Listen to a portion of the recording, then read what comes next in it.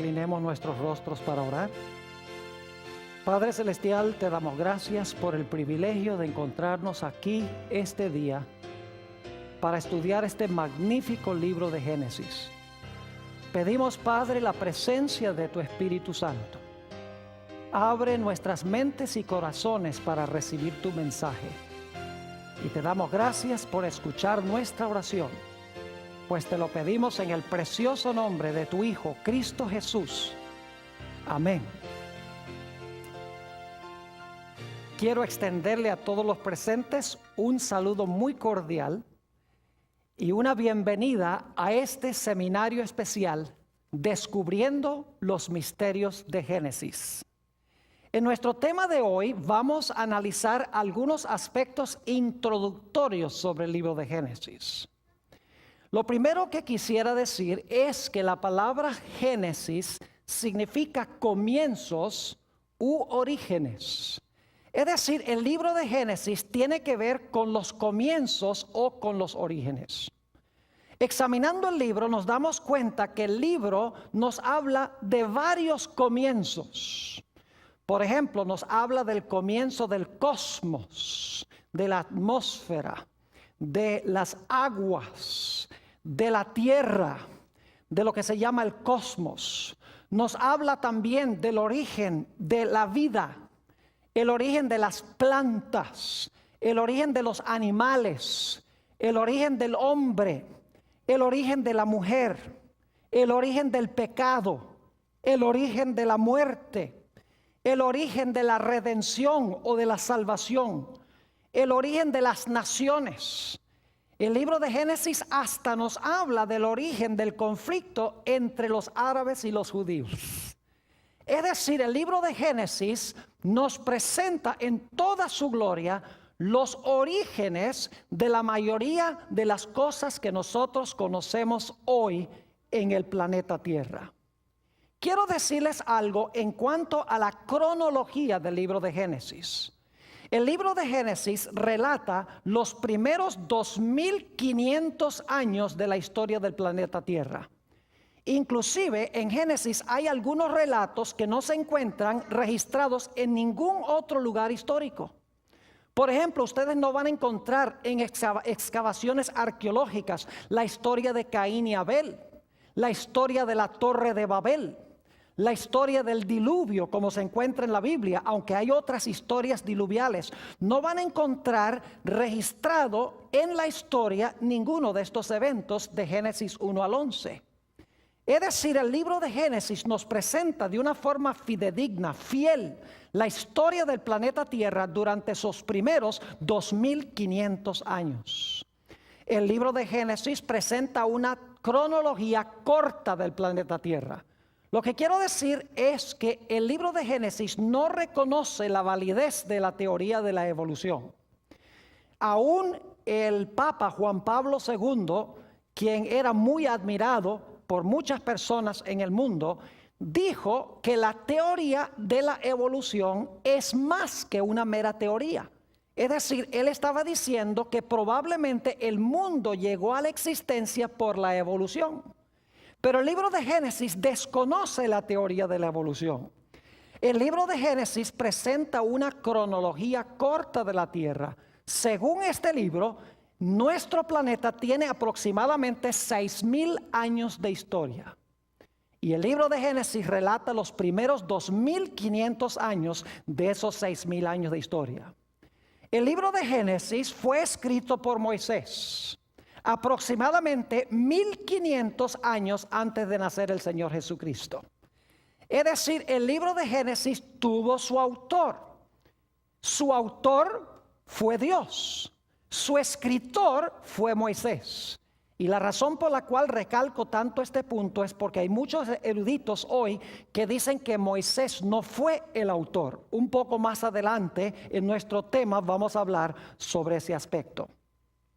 El libro de Génesis es el semillero de la Biblia. Las ideas que encontramos en Génesis son seminales y se desarrollan a través del resto de la Biblia. Permítame ilustrar lo que quiero decir. Nosotros aquí en Fresno tenemos un parque nacional cerca que se llama el Parque Nacional Sequoia. Yo quiero preguntar, ¿cuántos de los presentes han visitado alguna vez el Parque Nacional Sequoia, donde se encuentran esos árboles tan gigantescos? Pues permítame decirles algo en cuanto a esos árboles sequoia. Hay algunos de ellos que tienen 3.200 años de edad. Algunos de ellos miden más de 300 pies de altura. Además de eso, hay árboles que pesan 2,7 millones de libras. Un solo árbol, apreciados amigos y hermanos. Pero lo interesante es que esos árboles sequoia, algunos de ellos con 3.200 años de edad, se originaron con una semilla que tiene el tamaño de una hojuela de avena. Es decir, ese árbol, por ejemplo, el general Sherman, que posiblemente algunos de ustedes han visitado, ese árbol se originó con una pequeña semilla. Es decir, el árbol se encontraba encerrado en la semilla. Lo único que faltaba era sembrar la semilla para que la semilla creciera y para que finalmente produjera el árbol que hoy vemos en ese parque nacional. Lo mismo podemos decir de Génesis. En Génesis tenemos las semillas. Esas semillas en el transcurso de la Biblia crecen y finalmente llegan a su mayor crecimiento y su mayor desarrollo en el libro de Apocalipsis. Es decir, que Génesis tiene las semillas y Apocalipsis tiene esas semillas plenas y totalmente desarrolladas. Y el transcurso bíblico es el crecimiento de esa semilla. Por eso en este seminario no vamos a estudiar solamente el libro de Génesis, sino que vamos a ver cómo se desarrollan las ideas de Génesis a través de toda la Biblia, culminando en el libro de Apocalipsis. Permítame mencionarles un par de ejemplos para que entendamos este concepto de semilla, desarrollo y crecimiento de esa semilla o de esa idea. Mi versículo favorito en la Biblia es Génesis, el capítulo 3 y el versículo 15. Quisiera invitarles a que fueran allí conmigo, Génesis, el capítulo 3 y el versículo 15. Es un versículo cargado de significado. Va a ser el tema central, el versículo central de nuestro seminario. Dice allí Dios hablándole a la serpiente, quien es Satanás, lo siguiente: y pondré enemistad entre ti y la mujer, es decir, entre la serpiente y la mujer, y entre tu simiente y la simiente suya. Es decir, va a haber enemistad entre la serpiente y la mujer, y la simiente de la serpiente y la simiente de la mujer. Pero luego noten la última parte del versículo, dice: esta, es decir, la simiente de la mujer, te herirá en la cabeza, y tú le herirás a la simiente de la mujer en el calcañar. 4 ideas claves en este versículo. 1, enemistad. 2, una serpiente. 3, una mujer.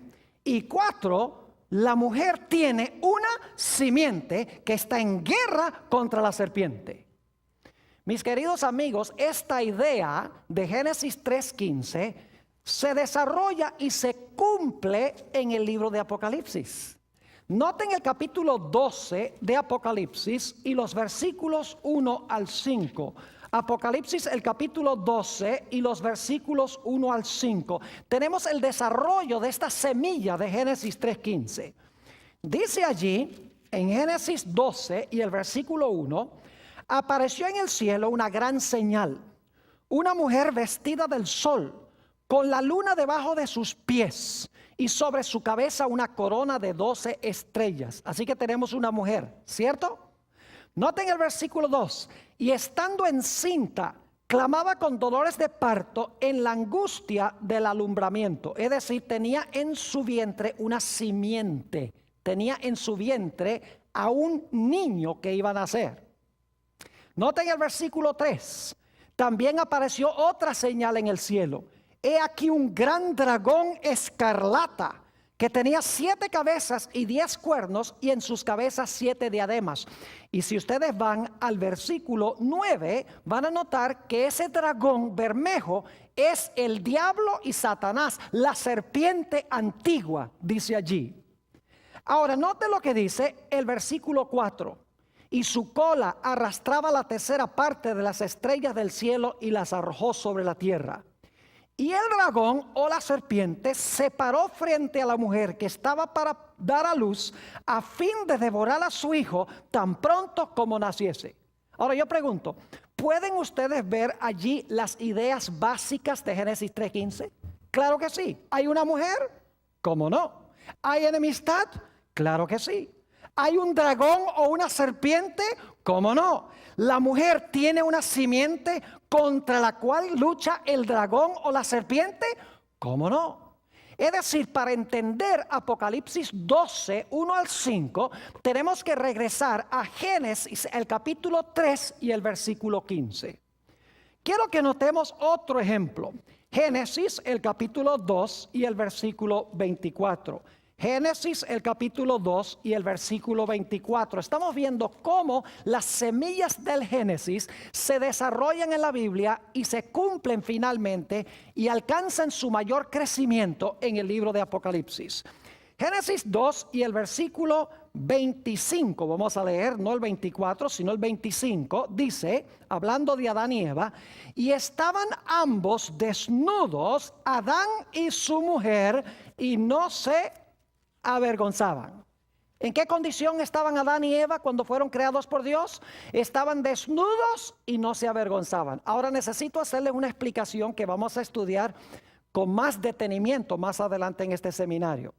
Adán y Eva estaban desnudos en lo que respecta a vestiduras artificiales hechas por seres humanos. Pero según la Biblia, ellos estaban cubiertos con un manto glorioso de luz. Es decir, estaban cubiertos con la gloria de Dios. Ahora, ¿qué sucedió cuando Adán y Eva pecaron? ¿Qué pasó con ese manto de luz? Note lo que dice Génesis, el capítulo 3 y el versículo 7. Génesis, el capítulo 3 y el versículo 7. Dice, entonces fueron abiertos los ojos de ambos y conocieron que estaban, ¿qué? Desnudos. Entonces cosieron hojas de higuera y se hicieron delantales. Fíjense que el manto de luz se fue y ahora se dieron cuenta que estaban, ¿qué? Desnudos. En su estado de inocencia, en su estado de pureza y de justicia, estaban vestidos con el manto de luz. Cuando pecan, el manto de luz se va y se dan cuenta que están desnudos. ¿Qué trataron de hacer Adán y Eva para cubrir su desnudez? Dice la última parte del versículo 7, y se hicieron delantales y se pusieron esos delantales de hojas de ¿qué? Hojas de higuera. Es decir, se taparon la vergüenza de su desnudez con hojas de higuera. Pero ¿saben que aún después de eso se sentían desnudos? Porque en el versículo 10 Dios viene buscando a Adán y Eva y dice, ¿dónde están? Y Adán dice, tuvimos miedo porque estábamos desnudos, pero ya no estaban desnudos porque tenían las hojas de higuera. Obviamente su desnudez no era desnudez física, no tenían el manto glorioso de luz. Pero quiero que noten cómo cubrió Dios la vergüenza de su desnudez. El versículo 21, y esto lo vamos a estudiar en nuestro próximo tema más detenidamente. Dice, y Jehová Dios hizo al hombre y a su mujer túnicas de ¿qué? Túnicas de pieles y los vistió. Ahora fíjense las ideas que tenemos aquí.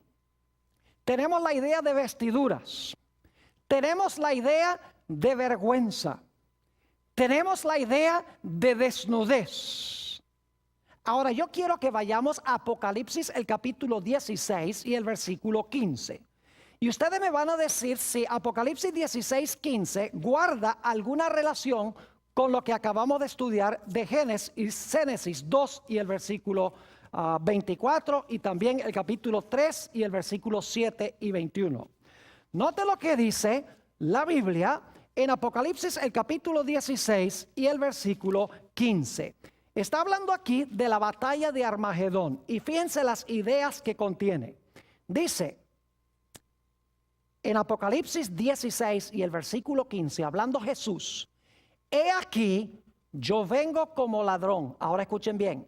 Bienaventurado el que vela y guarda sus ¿qué? Sus ropas, para que no ande desnudo y vean su vergüenza. Yo pregunto, ¿tiene alguna relación ese versículo con los versículos que leímos de Génesis? Claro que sí, porque habla de ropas, habla de desnudo y habla de vergüenza. No podemos entender este versículo de Apocalipsis 16:15 sin empezar en Génesis, a donde se encuentran esas ideas. Y vamos a tener en este seminario un tema completo sobre Apocalipsis 16:15, sobre la gran batalla de Armagedón. Estos son solamente dos ejemplos de cómo las semillas del Génesis se desarrollan a través de la Biblia y culminan su crecimiento en el libro de Apocalipsis. Ahora, una pregunta que siempre surge cuando se estudia el libro de Génesis es esta: ¿el libro de Génesis es historia o el libro de Génesis es mito y leyenda? Yo quiero decirles que no tengo duda alguna de que el libro de Génesis, las historias que se encuentran relatadas allí, sucedieron exactamente como se hayan registradas en el libro. Ahora, yo quisiera decirles que los autores del Nuevo Testamento todos creían que las historias de Génesis son literales. Jesús, el apóstol Pedro, Mateo, Marcos, Lucas, Juan, San Judas y los otros autores del Nuevo Testamento, todos entendieron que estas historias de Génesis eran literales, que sucedieron exactamente como dice la Biblia. Ahora, yo quiero darles algunos ejemplos en el Nuevo Testamento donde se mencionan algunas historias del libro de Génesis como literales. Porque hay muchos eruditos, inclusive teólogos hoy en día, que dicen: no, las historias del Génesis son mitos o son leyendas, son historias que enseñan una gran lección moral, pero nunca se realizaron en la historia. Yo quiero decirles que las personas que enseñan eso están diciendo que no creen a Jesús, ni creen al apóstol San Pablo, ni creen en el apóstol San Juan, ni creen en San Mateo, ni en ninguno de estos, porque todos estos autores creían que estas historias de Génesis son literales. Noten, por ejemplo, Mateo el capítulo 19, Mateo 19 y los versículos 4 al 6. Mateo 19 y los versículos 4 al 6. Yo pregunto, ¿creen ustedes que Jesús creía que Adán y Eva fueron personas históricas, literales? ¿Creen ustedes que fue Dios el que hizo el matrimonio al comienzo? Jesús lo creía así. Note lo que dice Mateo 19 y el versículo 4. Él respondiendo les dijo: ¿no habéis leído que el que los hizo al principio, varón y hembra los hizo? Y dijo: por esto dejará padre y madre el hombre y se unirá a su mujer, y los dos serán una sola carne.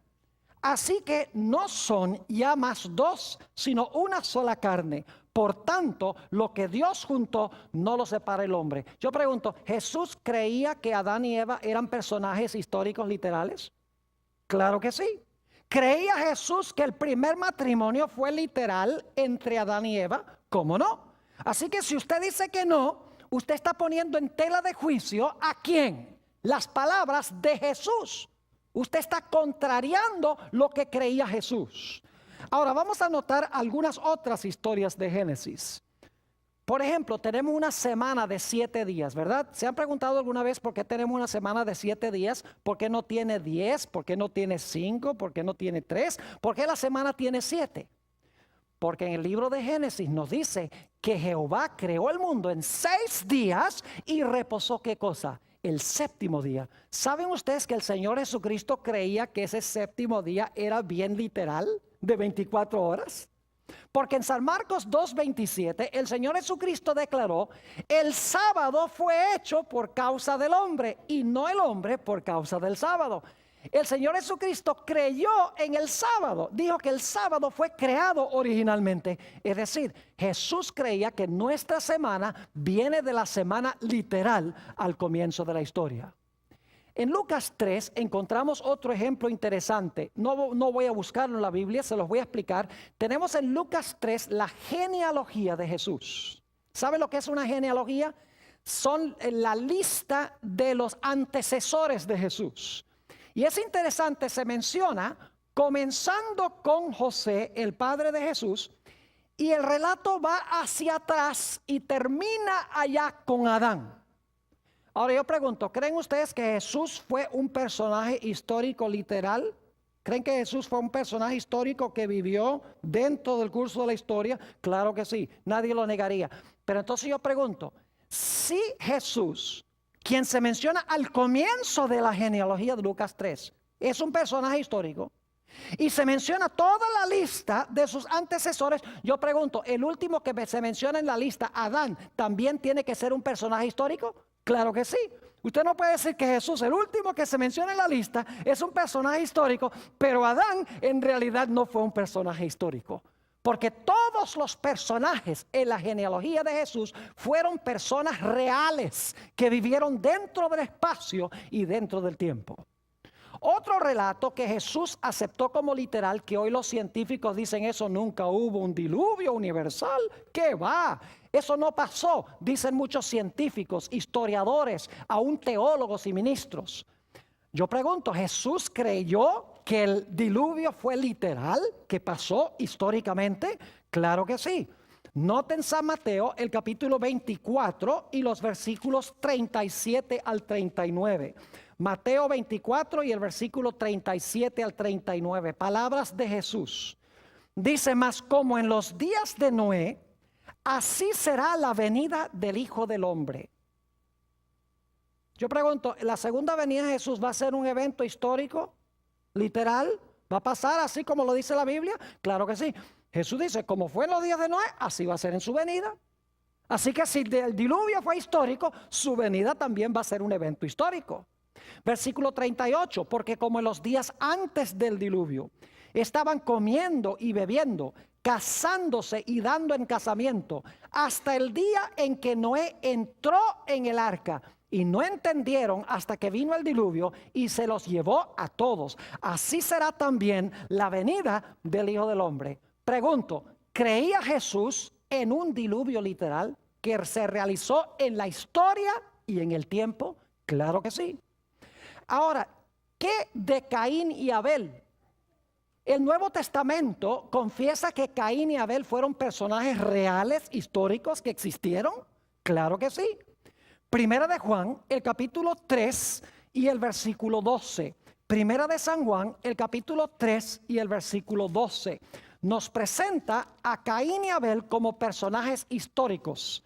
Dice allí, no como Caín, que era del maligno y mató a su hermano. ¿Y por qué causa le mató? Porque sus obras eran malas y las de su hermano justas. Pregunto, ¿creía el apóstol San Juan que Caín y Abel fueron personajes reales que vivieron dentro del curso de la historia? Claro que sí. Así que si usted dice que no, usted está poniendo en tela de juicio lo que dice Juan, lo que dice Jesús. ¿Saben ustedes que el Nuevo Testamento también nos dice que Enoc fue un personaje real histórico? Ese individuo que vivió una vida tan santa que la Biblia dice que ni siquiera murió en el planeta Tierra. Dios se lo llevó. Note lo que dice Hebreos el capítulo 11 y el versículo 5. Hebreos el capítulo 11 y el versículo 5 sobre este personaje Enoc. Fue un personaje literal, real, histórico. Dice en el versículo 5, por la fe Enoc fue traspuesto para no ver muerte y no fue hallado, porque lo traspuso Dios. Y antes que fuese traspuesto, tuvo testimonio de haber agradado a Dios. Ahora, yo creo que el apóstol San Pablo escribió el libro de los Hebreos. Yo pregunto, ¿el apóstol San Pablo creía que Enoc fue un personaje literal, histórico, real, tal cual lo relata el libro de Génesis? Obviamente que sí. Ahora, algunos dicen Sodoma y Gomorra nunca existieron. Algunos científicos, algunos geólogos, algunos historiadores, inclusive ministros, dicen esa historia de Sodoma y Gomorra es una historia imaginaria para enseñarle a la gente que se porte bien. Ahora yo pregunto, ¿creía Jesús que las ciudades de Sodoma y Gomorra existieron y fueron destruidas por fuego? Claro que sí. Note lo que dice San Lucas 17 y el versículo 28. San Lucas el capítulo 17 y el versículo 28. Dice aquí, asimismo como sucedió en los días de Lot. ¿Creía Jesús que Lot fue un personaje histórico? ¿Literal? Claro que sí. Comían, bebían, compraban, vendían, plantaban, edificaban. Mas el día en que Lot salió de Sodoma, llovió del cielo fuego y azufre y los destruyó a todos. Así será el día en que el Hijo del Hombre se manifieste. Fíjense que las historias del libro de Génesis ocurrieron tal cual lo relata el libro de Génesis. El testimonio de los autores del Nuevo Testamento corrobora que estas cosas pasaron exactamente como lo dice la Biblia. Ahora, algunos de ustedes estarán preguntando por qué el pastor Bor enfatiza y recalca tanto este punto. Quiero decirles que desde la época que se conoce como la edad de la razón, que comenzó en la segunda mitad del siglo XVIII, los filósofos, los científicos, los historiadores y aún los teólogos empezaron a enseñar que las historias de Génesis en realidad no son historias que se realizaron como lo dice el libro de Génesis, sino que son mitos y leyendas. Es más, la mayoría de los eruditos comenzaron a enseñar de que el libro de Génesis ni siquiera fue escrito por Moisés 1500 años antes de Cristo. Empezaron a enseñar que el libro de Génesis es producto de muchos diferentes autores. Cada uno escribió una historia y luego vino un redactor y juntó todas esas historias en el libro que hoy conocemos como el libro de Génesis. Cuando yo estudiaba en el seminario, una vez estaba haciendo una investigación y conseguí una Biblia que se llama la Biblia Arco Iris. Y es interesante en esa Biblia Arco Iris leer el libro de Génesis y ver que por cada color que se da en el libro de Génesis, según los que prepararon esa Biblia, eso lo escribió un autor diferente. Y el libro de Génesis está marcado en múltiples colores, porque según ellos, el libro de Génesis tuvo múltiples autores. La Biblia enseña que Génesis fue escrito por Moisés. El libro de Génesis fue escrito por Moisés, aproximadamente 1500 años antes de Cristo, y el libro relata historias reales. Posiblemente sea sorpresivo para muchos de ustedes saber que hoy en día hay muchos ministros, y no son unos pocos, son muchos ministros y pastores y sacerdotes que no creen que el libro de Génesis es histórico. Hace unos años fui a la Universidad de Andrews, donde yo me gradué del seminario, para presentar una serie de temas en una iglesia allí. Y durante el día, como no tenía nada que hacer, decidí disfrutar la maravillosa biblioteca que tiene centenares de volúmenes. Se vuelve uno loco allí con todo el material que hay. Pero me puse a investigar el libro de Génesis, específicamente Génesis 3:15. ¿Y sabe lo que descubrí?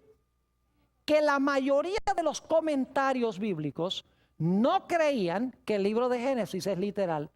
Comentarios escritos por teólogos y por ministros y por sacerdotes. Por ejemplo, un comentario decía, esa historia de Eva y la serpiente la inventó alguien para explicar por qué la gente le tiene miedo a las culebras.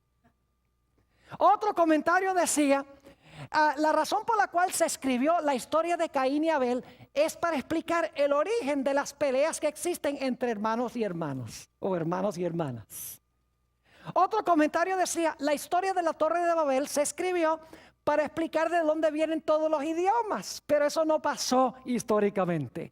Es decir, todas las historias, según estos eruditos, fueron escritos para explicar cosas que existen hoy en día, pero estas historias no se realizaron tal como lo relata el libro de Génesis. Yo quiero decirles que yo prefiero creerle a Jesús, a Pablo, a Pedro, a Mateo, a Marcos, a Lucas y a Juan, que creerle a cualquier erudito moderno que no acepta la historicidad del libro de Génesis. Ahora quiero decirles también que el libro de Génesis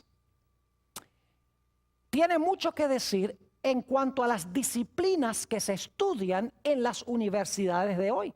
Las grandes disciplinas, hay departamentos de sociología, hay departamentos de historia, hay departamentos de botánica, hay departamentos de biología, hay departamentos de teología. El libro de Génesis tiene algo que decir en cuanto a todas estas disciplinas que se estudian hoy en las universidades. Permítame mencionarles algunas. La teología. El libro de Génesis comienza diciendo, en el principio creó Dios los cielos y la tierra. Es una declaración teológica. Es decir, el mundo debe su origen a Dios. El libro de Génesis tiene mucho que decir de cosmología, es decir, cómo apareció la atmósfera, porque hay aguas abajo y aguas arriba, porque hay aguas debajo de la tierra, de dónde apareció la tierra seca. Es decir, el libro de Génesis tiene mucho que decir, por ejemplo, en el capítulo 1 y el versículo 6 al 8, sobre el origen del cosmos. El libro de Génesis tiene mucho que decir en cuanto al origen de la cronología, es decir, del tiempo. Después de cada día de la creación dice, y fue la tarde y la mañana del día primero, fue la tarde y la mañana del día segundo. Y si leen un poquito más adelante, por ejemplo en Génesis 1 y el versículo 14, dice que Dios hizo el sol para gobernar el día, hizo la luna para gobernar la noche, también hizo las estrellas para gobernar los meses y las estaciones del año.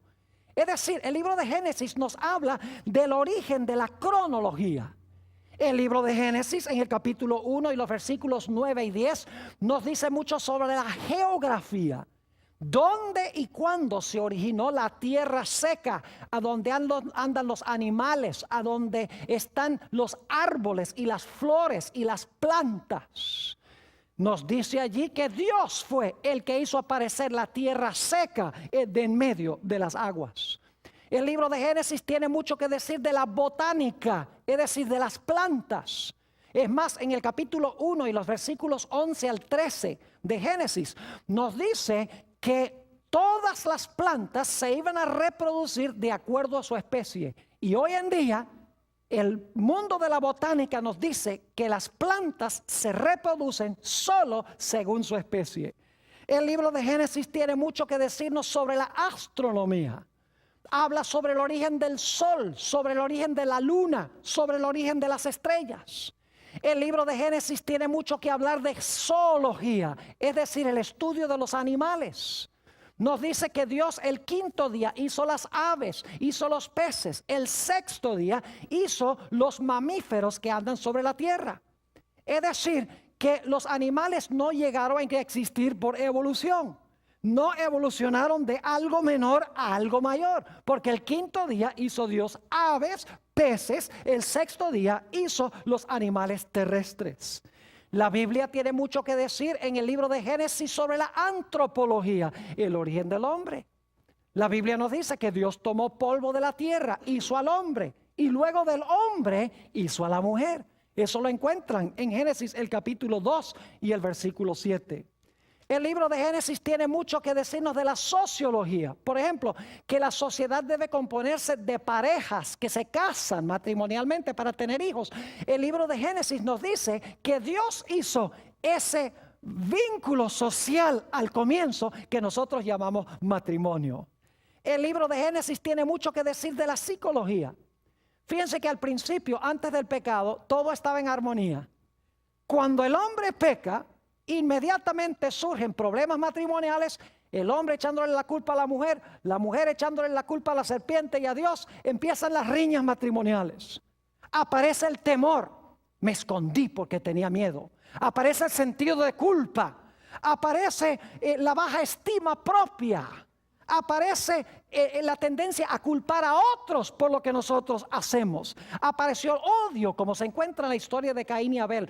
Todos los fenómenos psicológicos aparecen como fruto del pecado. Y el libro de Génesis nos habla sobre todos estos fenómenos psicológicos. El libro de Génesis tiene mucho que decir de geología. El estudio de la tierra, en otras palabras, nos tiene que decir que durante el diluvio este planeta sufrió trastornos terribles. Y por lo tanto, la gente que trata de leer la tierra hoy en día, la trata de leer en vano si no creen en el diluvio. Porque el mundo que conocemos hoy no es el mundo que existía al comienzo. Fue trastornado como consecuencia del diluvio. Solamente podemos entender eso conociendo lo que dice el libro de Génesis. El libro de Génesis tiene mucho que decir de la filología, el origen de los idiomas. Nos dice en Génesis el capítulo 11 que los idiomas se originaron en la Torre de Babel. El libro de Génesis tiene mucho que decir de historia, especialmente historia antigua. ¿Y qué diríamos de las grandes preguntas que hace la filosofía? ¿De dónde vengo? ¿Por qué estoy aquí? ¿Para dónde voy? El libro de Génesis tiene respuestas para cada una de estas preguntas. Es decir, las grandes disciplinas que se estudian en los departamentos de las universidades hoy son temas que ya se encuentran trazados claramente en el libro de Génesis. Lamentablemente, hoy en día son pocas universidades que le dan alguna importancia a lo que dice el libro de Génesis. Ahora quiero decirles que el libro de Génesis es en realidad la historia de dos simientes. Volvemos otra vez a Génesis el capítulo 3 y el versículo 15, donde dice: enemistad pondré entre ti, la serpiente, y la mujer. Fíjense, ahí tenemos un dúo, la serpiente versus la mujer. Y entre tu simiente y la simiente de ella, es decir, otra vez un dúo, la simiente de la serpiente y la simiente de la mujer.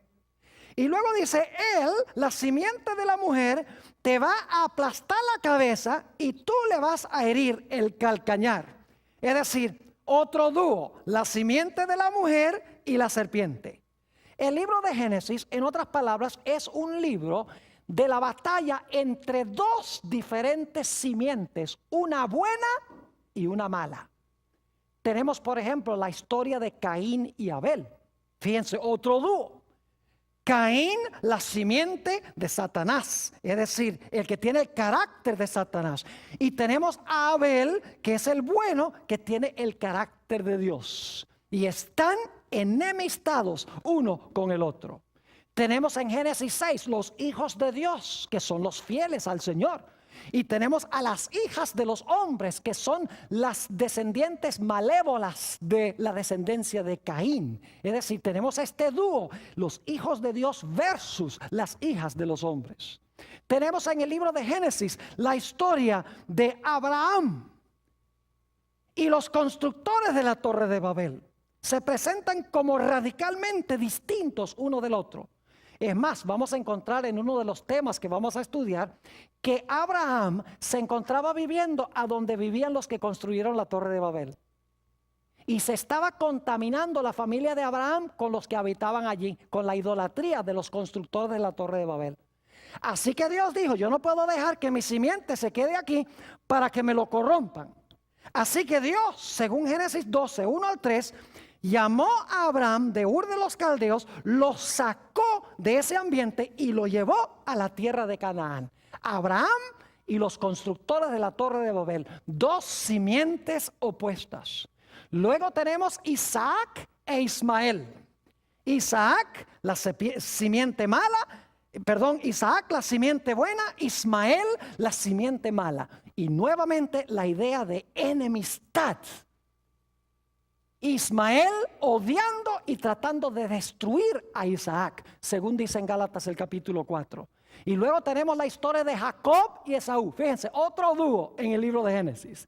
Esaú, el malo, que vendió su primogenitura, y Jacob, el bueno, el que recibió la primogenitura. Y Esaú enemistado contra Jacob, su hermano. Tenemos también Lot y los constructores de las ciudades de Sodoma y de Gomorra.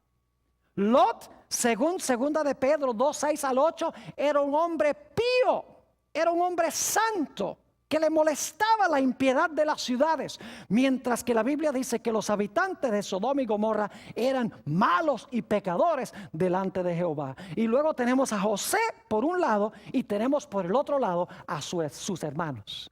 Es decir, el libro de Génesis es la historia de las dos simientes, la simiente buena y la simiente mala, en riña o en guerra uno con el otro. Y esta idea se desarrolla a través de toda la Biblia y finalmente culmina en el libro de Apocalipsis con aquellos que tienen el sello de Dios y los que tienen la marca de la bestia.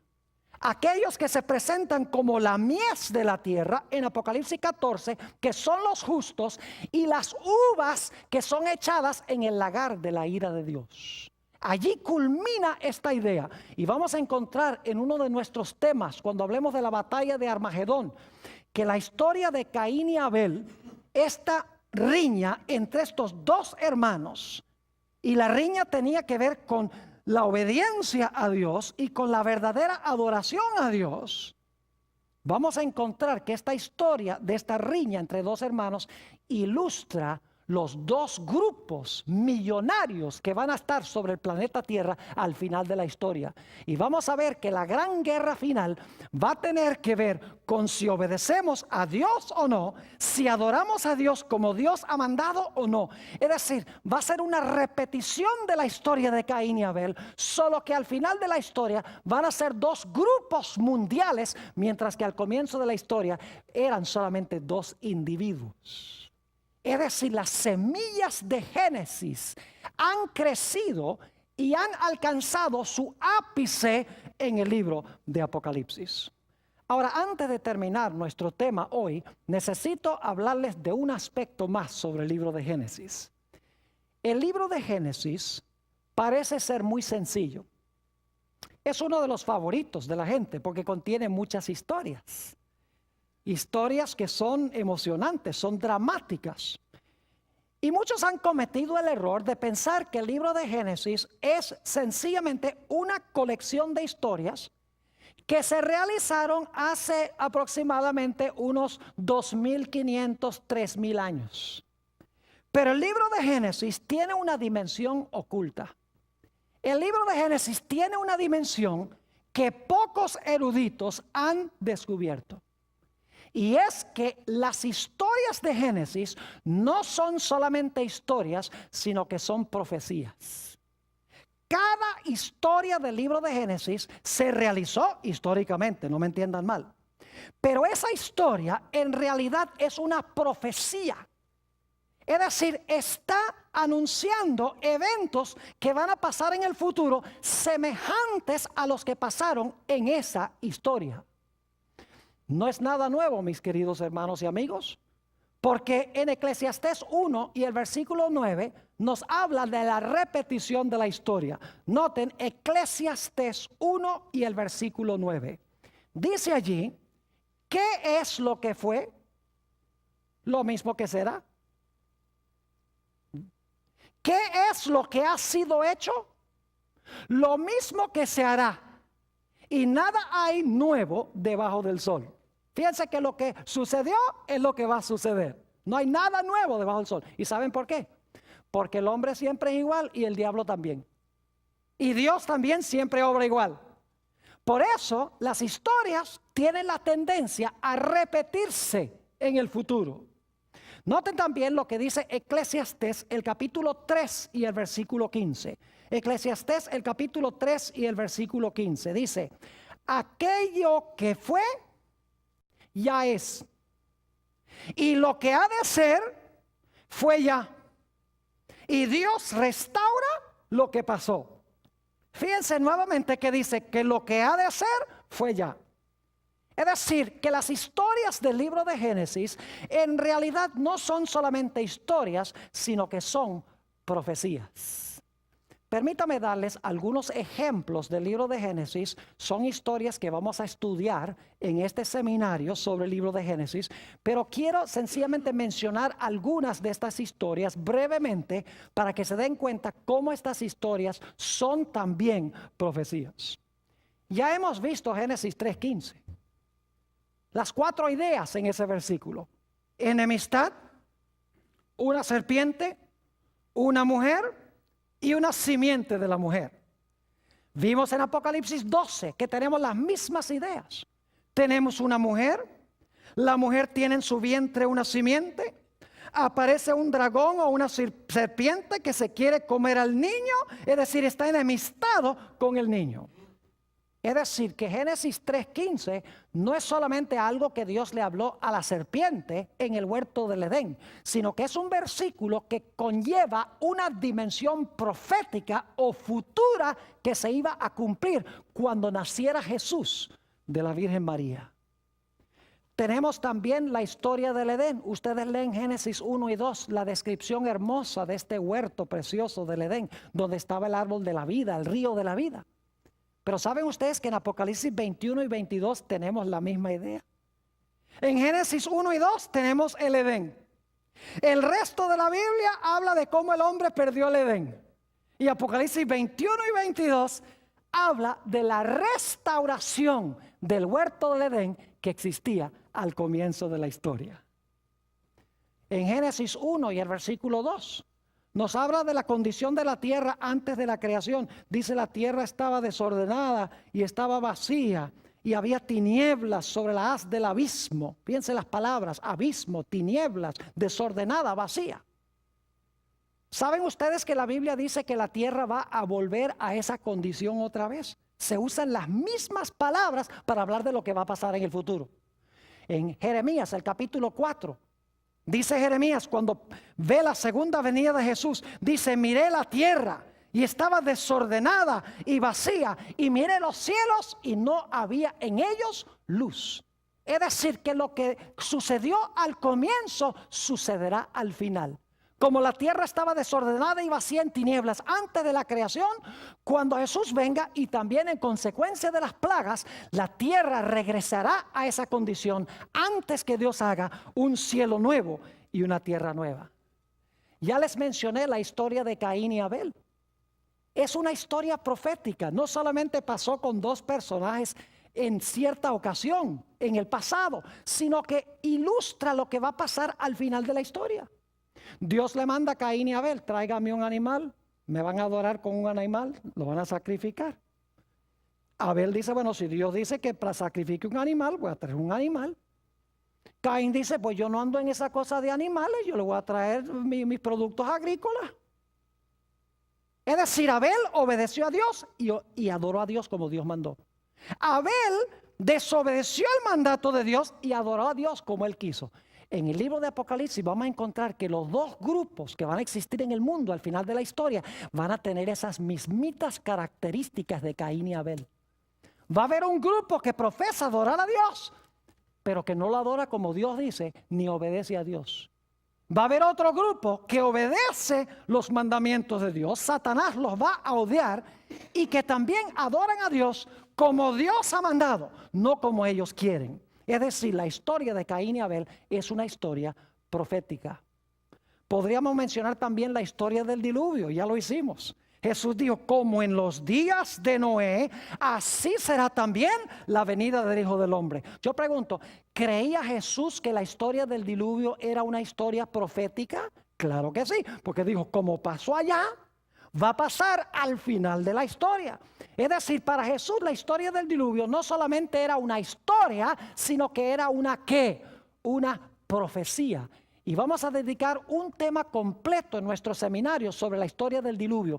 Y vamos a ver que cada detalle de la historia del diluvio, la predicación de Noé, el derramamiento del Espíritu Santo con su predicación, las decisiones que la gente tomó cuando se cerró la puerta, un periodo de tiempo entre cuando se cerró la puerta y cuando comenzó a llover, y los que estaban adentro no estaban seguros. ¿Será que era verdad lo que estaba predicando? Dice Noé. Y cada día los que están afuera se vuelven más violentos. Todo eso se va a cumplir en el futuro.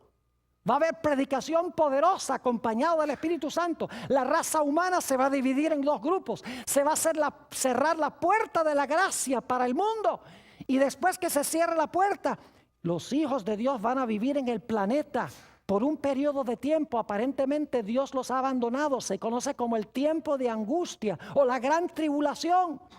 Y los impíos se volverán más y más enojados contra los hijos de Dios. Pero así como cayó agua del cielo y vino agua de las fuentes del abismo, dice el libro de Apocalipsis que caerá fuego del cielo y saldrá fuego de la tierra para destruir a los que quieren destruir al pueblo de Dios. Es decir, la historia del diluvio es una historia profética. No solamente sucedió en el pasado, sino que sucederá también en el futuro. El llamado que Dios le hizo a Abraham para que saliera de Babel, de allá a donde se construyó la torre de Babel. En Apocalipsis encontramos el cumplimiento de eso. Porque Dios al final de la historia dice a su pueblo que está en Babilonia, en Apocalipsis 18:4 dice: salid de ella, pueblo mío, para que no seáis partícipes de sus pecados. Lo que pasó con Abraham históricamente va a pasar con el pueblo de Dios al final de la historia. La confusión y la caída de Babilonia en la torre de Babel se va a repetir en el libro de Apocalipsis. Así como cayó la cima de esa torre, así como la gente quedó confundida. En Apocalipsis 14:8 y el 18:1 al 3 dice: ha caído Babilonia. Usted no puede entender la caída de Babilonia al final de la historia, al menos que haya entendido la primera caída de Babilonia en la torre de Babel. Podríamos mencionar los 3 ángeles que vinieron a Abraham antes de la destrucción de Sodoma y Gomorra. Vamos a tener un tema completo sobre lo que pasó con las ciudades de la llanura. ¿Por qué creen ustedes que vinieron 3 ángeles a Abraham antes de que las ciudades fuesen destruidas? Yo pregunto, ¿el libro de Apocalipsis habla de 3 ángeles que van a venir a dar una advertencia al mundo antes que Jesús venga? Claro que sí. Y vamos a encontrar que todo lo que pasó antes de la destrucción de Sodoma y Gomorra y lo que sucedió cuando fueron destruidas estas ciudades se va a repetir de nuevo, pero no con 2 ciudades, sino a nivel global.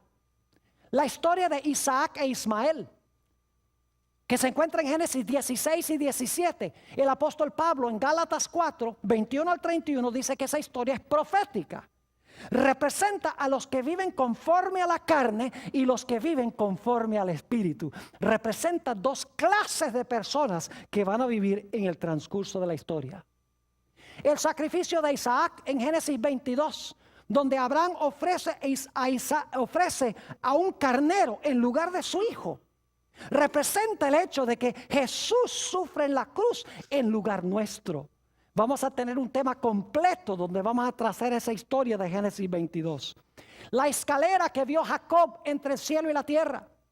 Jesús mismo dijo en San Juan 1:51 que Él era la escalera. Y así como Jacob vio ángeles ascendiendo y descendiendo por la escalera, Jesús dice: el cielo será abierto y habrá ángeles que ascenderán y descenderán sobre el Hijo de Dios. Así como una escalera tiene 2 partes claves, la parte de abajo y la parte de arriba, Jesús es hombre con nosotros, esa es la parte de abajo, y es Dios con su Padre en el cielo, esa es la parte de arriba de la escalera. Es decir, la escalera es profética, no solamente es un evento histórico. El tiempo de angustia que pasó Jacob cuando su hermano Esaú venía para destruirlo se conoce como el tiempo de angustia de Jacob. En realidad es una ilustración de la experiencia por la cual pasará el pueblo de Dios antes que Jesús venga.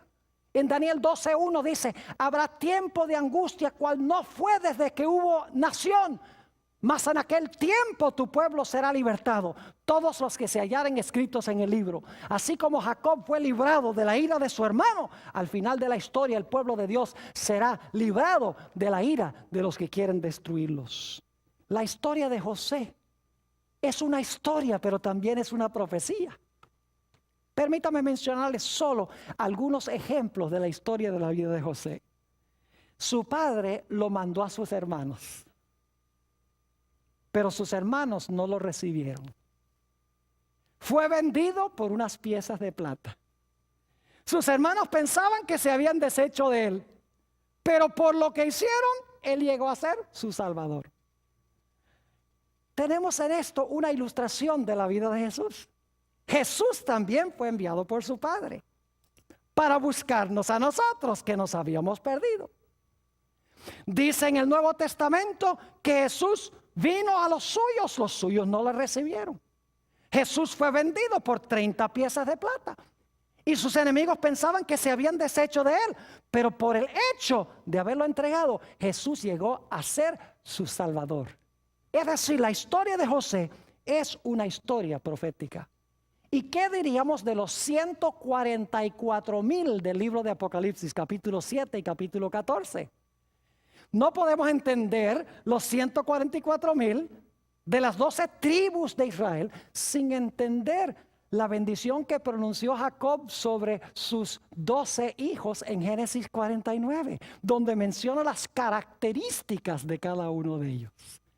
Es decir, que la base para entender los 144,000 está en la historia que encontramos en Génesis capítulo 49. Mis queridos hermanos y amigos, nos esperan momentos emocionantes en este seminario. Vamos a estudiar las grandes cosas del libro de Génesis.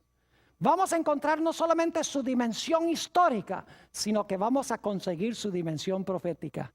Y vamos a ver la Biblia posiblemente como nunca la hemos visto antes. Vamos a ver el gran plan de Dios para nuestras vidas y qué es lo que Dios quiere que hagamos en preparación para su gloriosa venida en las nubes del cielo. Que Dios nos bendiga.